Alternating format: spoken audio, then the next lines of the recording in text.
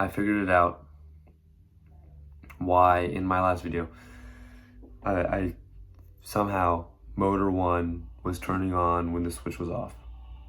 I'm a little sick right now, but I figured it out, and I'm gonna try to do my best to explain why, because I know it was really confusing and only I can understand it because I was doing a really poor job. But okay, I'm gonna explain it, and hopefully it makes sense. I drew it out. Oh, it's backwards. Well, okay, you don't need the writing to understand. Hopefully, I'm gonna try to explain it the best I can. So I'm doing this on whiteboard because it was easier to figure it out. This was the original setup I had, right? That's the battery pack, the switch, motor 1, motor 2. Battery pack wire here, connected to the switch. Switch connects to the motor 1 and motor 2. And there's a wire from motor 1 to motor 2. And this is when it's off, so none of them are spinning. However,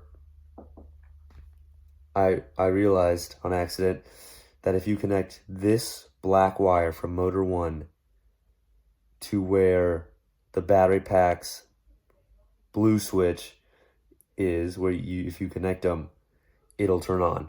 And it stumped me for a while until I drew it out, and it actually made a lot of sense. Or, yeah, it just made sense.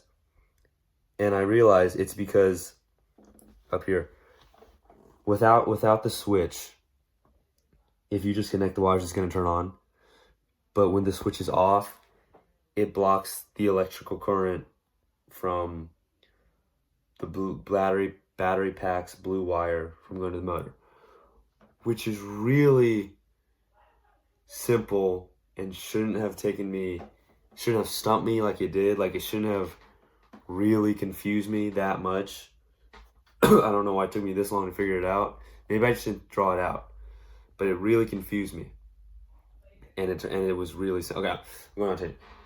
So I realized that with motor 2's wire basically being connected to the battery pack's blue wire, and the battery pack's black wire basically being connected to motor 2 through motor 1,